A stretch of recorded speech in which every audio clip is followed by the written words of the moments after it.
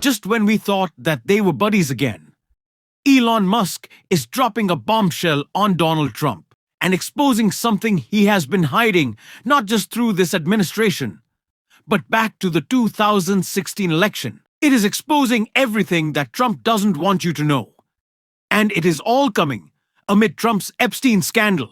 We are going to get into this cover-up. But before we do, if I could quickly ask you to leave a like on this video, and if you haven't already, and you enjoy our channel, to hit that subscribe button, because it goes a long way in supporting our work. Now, before we get into the bombshell that Elon is exposing that is blowing up a Trump cover-up, I want to start with another Trump cover-up happening right now that Marco Rubio and this entire administration have gotten caught in, as it relates to Donald Trump's complete capitulation to Russia.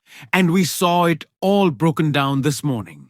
There are three prominent U.S. senators who have gone on the record now, including Republican Mike Rounds, who said yesterday Secretary of State Rubio told them he was unaware of a threat to cut off U.S. support to Ukraine if they don't accept this proposed plan that's on the table. Here is how Senator Rounds described it. What he told us was that this was not the American proposal. This was a proposal which was received by someone who has identified and they believe to be representing Russia in this proposal. It was given to Mr. Witkoff. So since those remarks were made and backed up by multiple senators, I've received phone calls from senior White House officials, from senior U.S. officials saying, no, that's not at all what Secretary Rubio said. What version of events do we believe here in terms of what America is putting forward? Margaret, they've got to clear this up. You have Rubio's talking to my Senate colleagues saying one thing, the spokesperson for the State Department saying another. Your conversations with the White House contradict what the Secretary of State and, by the way, the National Security Advisor, same guy, has said about this.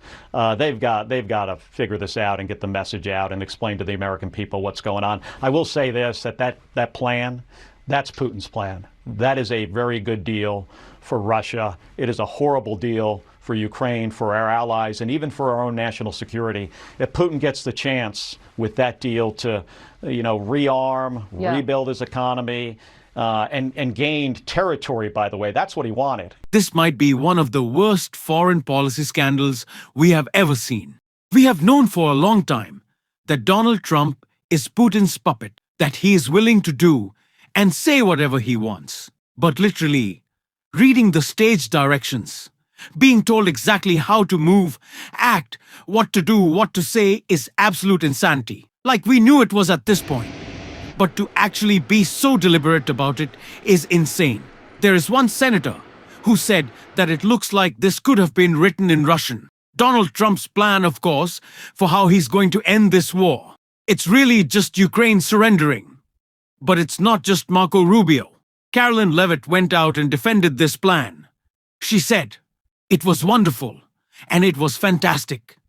And dear leader Trump is so smart and doing an incredible job. Everybody is implicated in this. Donald Trump is giving away. He is giving away our foreign policy to Vladimir Putin and saying, do whatever you want with it, I don't care, as long as it makes you happy." And Trump knows he got caught. It's why he's posting this. We had to start with this before we get into Elon. Trump wrote on Truth Social, "The war between Russia and Ukraine is a violent and terrible one that with strong and proper US and Ukrainian leadership would have never happened. It began long before I took office for a second term during the sleepy Joe Biden administration, and has only gotten worse. If the 2020 presidential election was not rigged, the only thing that the radical left Democrats are good at doing, there would be no Ukraine-Russia war. As there wasn't not even a mention during my first term in office, Putin would never have attacked. It was only when he saw Sleepy Joe in action and said, now is my chance. The rest is history."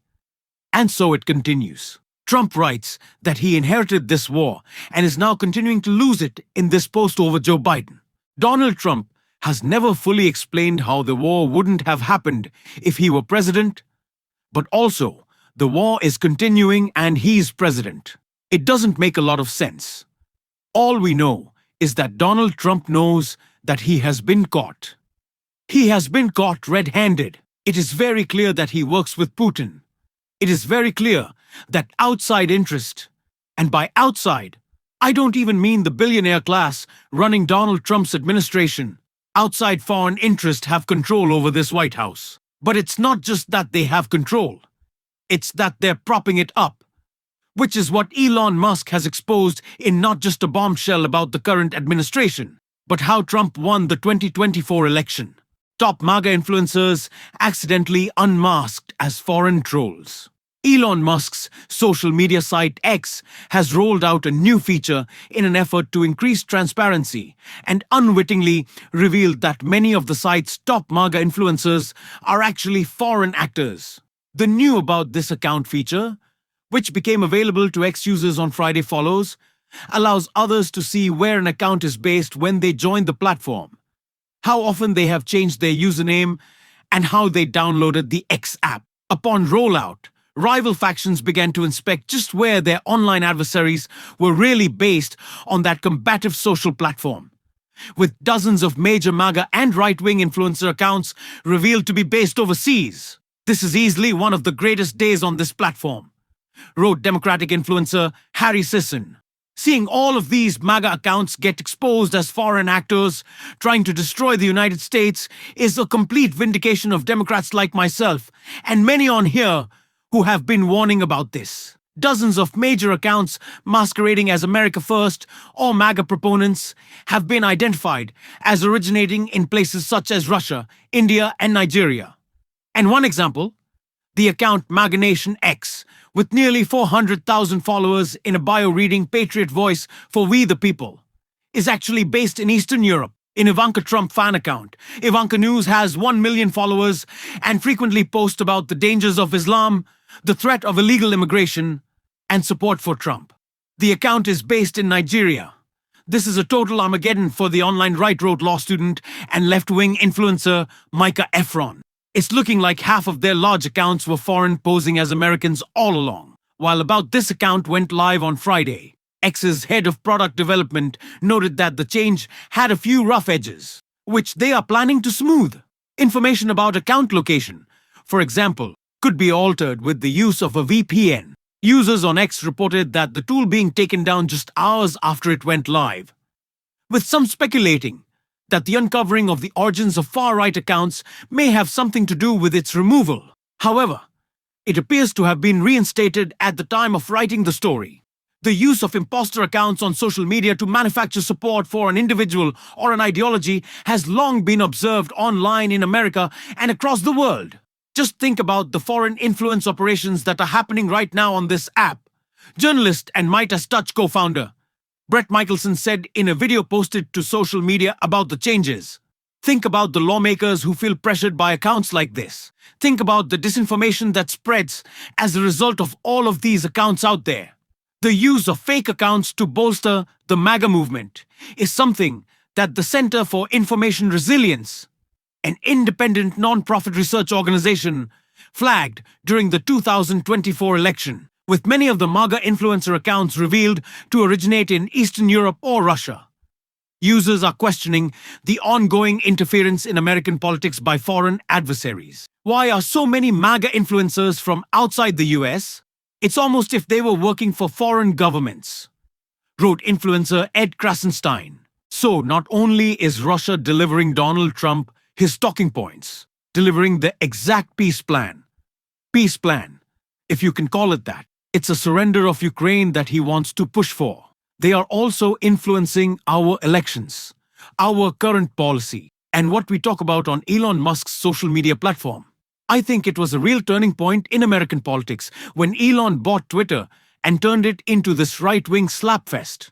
Because so much of the narrative about our politics is created, is driven, it is pushed online.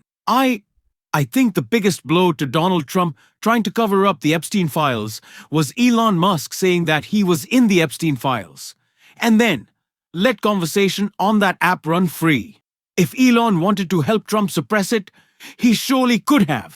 But in my opinion, the push for the release of the Epstein files did not come from the mainstream media.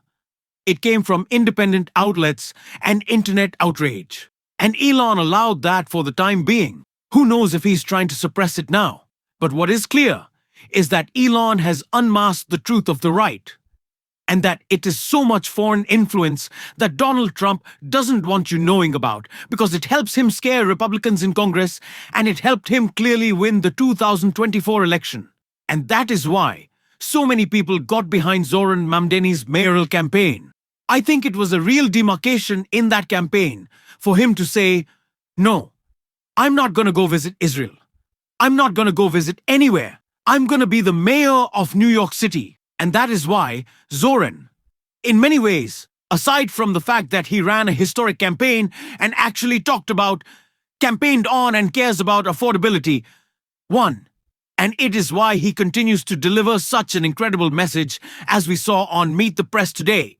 President Trump, a reporter asked you whether you believe that President Trump is in fact a fascist, a word that you've used in the past. You were about to answer, then President Trump sort of jumped in and he said, quote, "That's okay, you can just say yes. It's easier than explaining it." So, Mr. Mayor-elect, just to be very clear, do you think that President Trump is a fascist? And after President Trump said that, I said yes.